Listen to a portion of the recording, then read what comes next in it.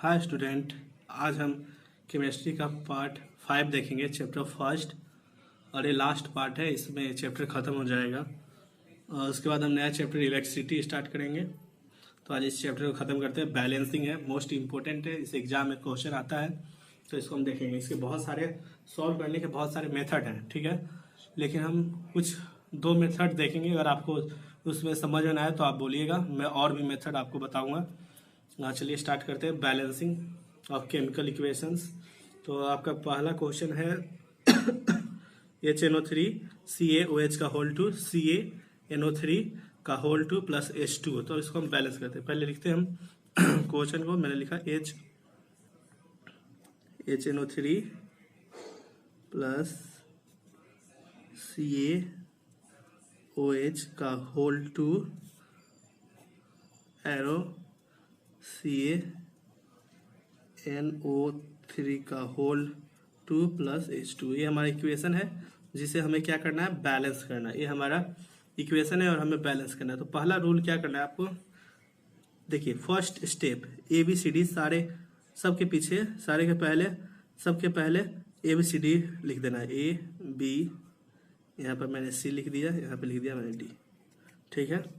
तो A हो गया, B हो गया, C हो गया, D। अब हमें क्या करना है, जितने भी एलिमेंट्स हैं उनका इक्वेशन लाना है। लेट्स सपोज हाइड्रोजन है, यहाँ पे देखिए मैंने A लिख दिया, फिर B लिख दिया, C लिख दिया और D लिख दिया।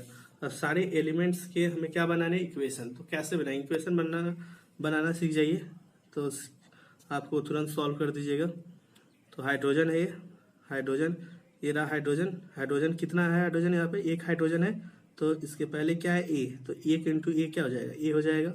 और कहीं हाइड्रोजन है, प्लस है तो प्लस यहाँ पे हम डाल देते हैं, ठीक है, प्लस डाल दिया हमने।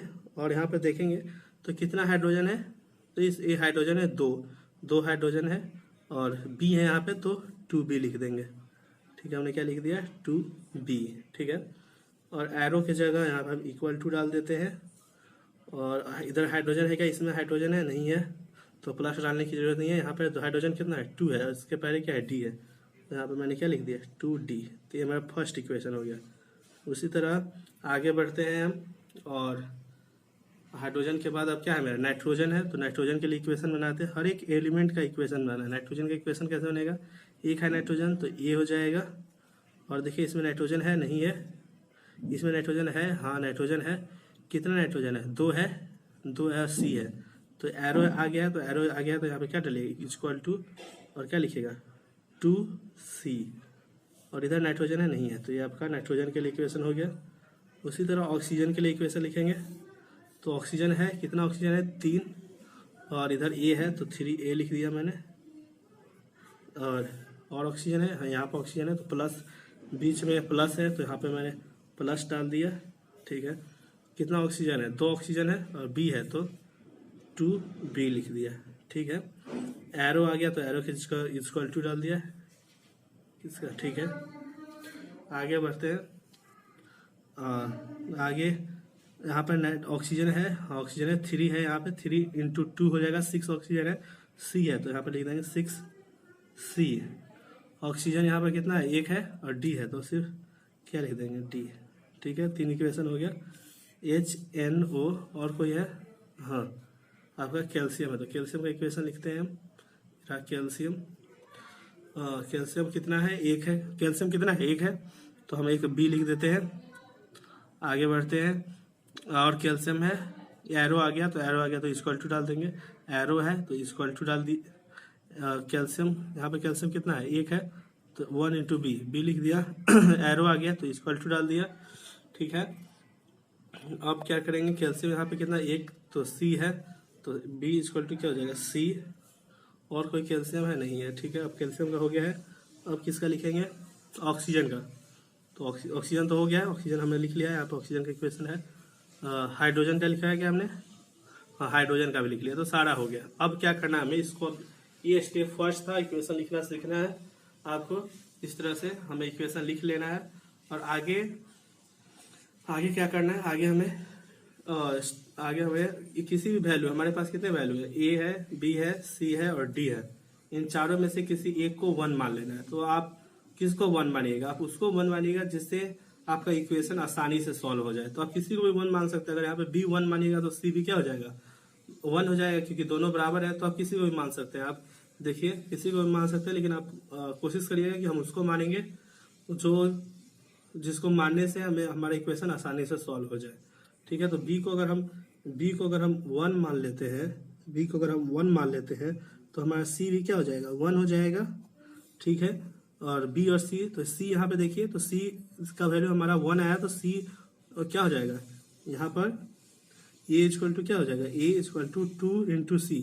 तो सी का वैल्यू क्या है 1, तो ए का वैल्यू भी क्या हो जाएगा 2 हो जाएगा। ए का वैल्यू आ गया, ए बी सी। और कोई आपका है हाँ, और आपका है, हमने ए का वैल्यू फाइंड आउट कर लिया, बी का वैल्यू फाइंड आउट कर लिया, सी, और अब इसका बच गया डी। तो डी हम देखते हैं किस में है, डी इसमें भी है और डी इसमें भी है। तो दोनों में से किसी एक इक्वेशन का यूज करके हम फाइंड आउट करेंगे। हमें ए पता है, हमें बी भी पता है, तो इसी से हम फाइंड आउट करते हैं।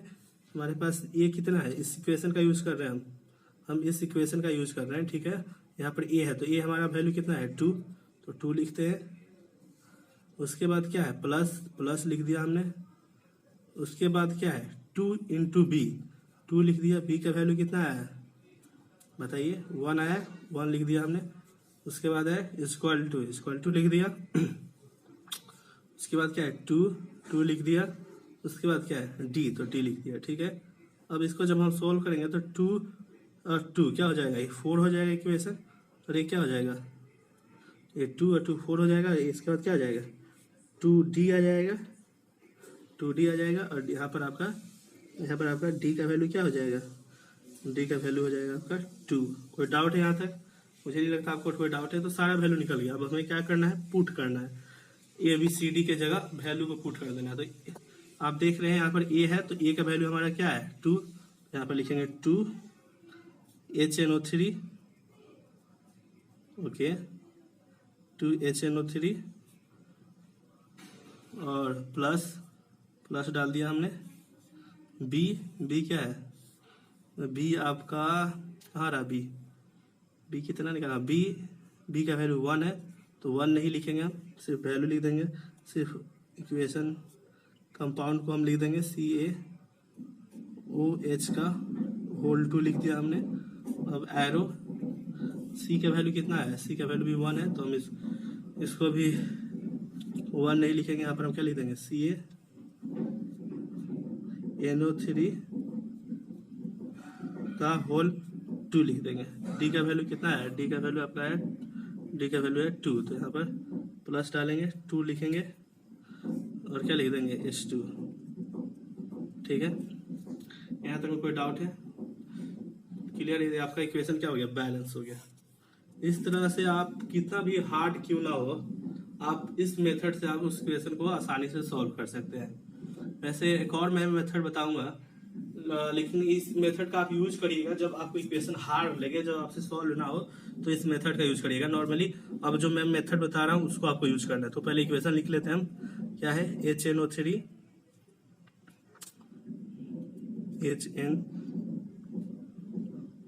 है, फिर क्या है आपका फर्स्ट क्वेश्चन को लिख रहे हैं हम HNO3 प्लस CaOH का होल 2। फिर क्या है आपका एरो है, हमने एरो डाल दिया। फिर है आपका, थोड़ा दूर से इसको दूर ले जाते हैं कैमरा को। अब देखते हैं यहाँ पे, तो अब यहाँ पे क्या है, यहाँ पे लिखेंगे CaNO3 का होल 2, NO3 का होल 2 प्लस H2O। ठीक है, NO3 प्लस H2O। ये क्लियर है आपको? अब कैसे सॉल्व करेंगे, कि हमारा क्वेश्चन हो गया, इस क्वेश्चन को हम कैसे सॉल्व करेंगे। तो सबसे पहले देखना है कि हाइड्रोजन इधर कितना है, एक हाइड्रोजन है। इधर देखिए हाइड्रोजन एक है और यहाँ पे 2 है, 2 हाइड्रोजन और एक हाइड्रोजन, 3 हाइड्रोजन हो गया। इधर हाइड्रोजन कितना है, इधर इसमें तो एक भी नहीं हाइड्रोजन है, इसमें 2 हाइड्रोजन है, तो 3 करना है। तो 3 क्या हो जाएगा, क्या 3 इधर हाइड्रोजन है, नहीं है, तो बैलेंस नहीं हाइड्रोजन। तो यहाँ पर क्या कर सकते हैं कि दोनों तरफ हाइड्रोजन इक्वल हो जाए। अगर हम इधर क्या कर दें, देखिए अगर हम इधर यहाँ पे 2 लिख देते हैं तो हाइड्रोजन क्या हो गया, 2 × 2 4 हो गया, और यहाँ पे हाइड्रोजन 2 है, और यहाँ पर भी हमें क्या लिखना पड़ेगा, 2 लिखना पड़ेगा। तो 2 हाइड्रोजन, इधर भी 2 हाइड्रोजन, 4 हाइड्रोजन हो गया, इधर भी 4 हाइड्रोजन हो गया। मतलब रिएक्टेंट के साइड भी 4 हाइड्रोजन है और प्रोडक्ट के तरफ भी 4 हाइड्रोजन है। अब देखते हैं नाइट्रोजन। नाइट्रोजन यहाँ पे 1 है, इस तरफ नाइट्रोजन कितना है, 1 नहीं 2 है, नाइट्रोजन 2 है, देखिए ठीक है। तो यहाँ पर नहीं, सॉरी, यहाँ पर भी नाइट्रोजन 2 है और यहाँ पर भी नाइट्रोजन 2 है, ठीक है, बैलेंस है। ऑक्सीजन 6 और 2 8, इधर देखते हैं 3 6 2 8, ठीक है। कैल्शियम इधर 1 है और इधर भी कैल्शियम 1 है, ठीक है। ऑक्सीजन आपने देख ही लिया बैलेंस है, हाइड्रोजन भी बैलेंस है, हाइड्रोजन इधर हम बैलेंस कर ही दिया हमने। तो क्या इक्वेशन देख रहे हैं, जितना एटम किसी एलिमेंट का एटम जिधर रिएक्टेंट के साइड जितना है उधर ही प्रोडक्ट के साइड भी उतना ही है, दोनों तरफ इक्वल है, तो इक्वेशन क्या हो गया, बैलेंस हो गया। तो आप देख सकते हैं, आप इस तरह भी बैलेंस कर सकते हैं। और एक और क्वेश्चन मैं आपको सॉल्व करा कर दिखा दूँ, बी, एक और क्वेश्चन मैं सॉल्व करता हूँ। देखिए NaOH, आप वीडियो को पॉज कर खुद से सॉल्व करिएगा, उसके बाद अगर आपसे सॉल्व ना हो तो आप वीडियो को देखिएगा, अगर सॉल्व हो जाए तो बहुत अच्छी बात है।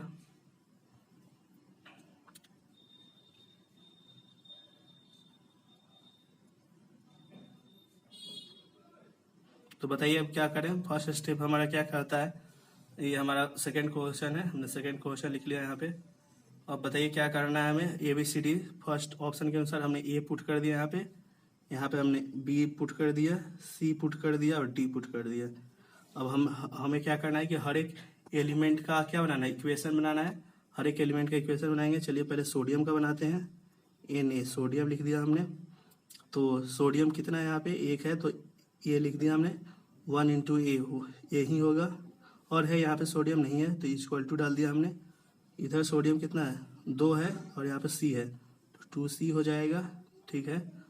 और सोडियम तो है नहीं। अब आते हैं ऑक्सीजन पे। ऑक्सीजन कितना है, 1 है, तो A लिख दिया हमने, प्लस का सिंबल है, प्लस डाल दिया। ऑक्सीजन कितना है, 4 है, तो 4B है, तो 4B लिख दिया हमने, ओके। एरो आ गया, इक्वल टू डाल दिया। 4 है ऑक्सीजन यहाँ पे, और C है, 4C लिख दिया हमने, प्लस का सिंबल है, प्लस डाल दिया हमने। ऑक्सीजन 1 है तो यहाँ पर हमने क्या डाल दिया, D डाल दिया, ठीक है। यहाँ तक ऑक्सीजन का भी इक्वेशन हो गया। आगे बढ़ते हैं, सोडियम हो गया, ऑक्सीजन हो गया। अब हाइड्रोजन का इक्वेशन बनाते हैं। हाइड्रोजन कितना है यहाँ पे, 1 है, तो A लिख दिया हमने, ठीक है। और इधर हाइड्रोजन कितना है, 2 है, तो प्लस का सिंबल हम डालेंगे और 2B लिख दिया हमने, सही है। और हाइड्रोजन तो है नहीं, एरो आ गया, एरो की जगह इक्वल टू डाल देंगे, और कुछ नहीं है यहाँ पे। प्लस यहाँ पे है नहीं तो 2D सिर्फ डाल देंगे, हाइड्रोजन का 2D हो गया। और कोई है, अब बच गया आपका सल्फर। सल्फर का इक्वेशन लिखते हैं। सल्फर जो है कितना है, इधर सल्फर आपका 1 है, तो B लिख दिया हमने, इक्वल टू, एरो की जगह इक्वल टू डाल दिया हमने। और क्या है, इधर सल्फर है, हाँ है, B इक्वल टू कितना है, 1 है, तो B इक्वल टू C हो गया, ठीक है। ये रहा आपका इक्वेशन। अब क्या करना है कि आपके पास A B C D 4 variable हैं, चारों में से किसी एक को 1 मान लेना, आपकी मर्जी, आप उसको माने, जिससे इक्वेशन आसानी से सॉल्व हो जाए। तो मैं किसको मान सकता हूँ, A को भी मान सकता हूँ, मैं B को भी मान सकता हूँ। B अगर 1 मानूंगा तो C 1 हो जाएगा, अगर A 1 मानूंगा तो यहाँ पर A 1 मानूंगा तो C क्या हो जाएगा, 1/2। तो आप किसी को भी मान सकते हैं। अगर मैं B को 1 मान लूँ, यहाँ पे B को अगर मैं 1 मान लूँ तो क्या हो जाएगा, C भी 1 हो जाएगा, ठीक है। तो B और C दोनों 1 1 हो गए। अब देखते हैं आगे। अब हमें क्या चाहिए, A और D का चाहिए, तो A इक्वल टू क्या हो जाएगा, A इक्वल टू 2C है, तो 2 लिख दिया हमने। C का वैल्यू 1 आया है, तो A इक्वल टू क्या हो गया, 2 आ गया। तो आगे बढ़ते हैं और आगे देखेंगे तो हमें क्या मिलेगा। आगे A B C हो गया, D का भी निकालना, हम देखते हैं D किसमें है।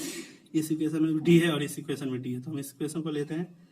A लिखते हैं, A का वैल्यू पता है आपको, तो A का वैल्यू 2 पता है, तो 2 लिख दिया हमने, प्लस 2B, 2 लिख दिया। B का वैल्यू आपको पता है, इंटू 1 लिख दिया, इक्वल टू 2D, ठीक है। तो 2 × 2 4 हो जाएगा, इक्वल टू 2D। और यहाँ पे आपका D का वैल्यू निकल कर क्या आएगा, 2 आएगा। यहाँ तो कोई डाउट है तो आपको ए बी सी डी चारों का वैल्यू निकल कर आ गया। अब इसको हम पुट करते हैं तो NaOH लिखा हमने, ठीक है। ए का वैल्यू पुट करते हैं, ए का वैल्यू NaOH लिख दिया हमने।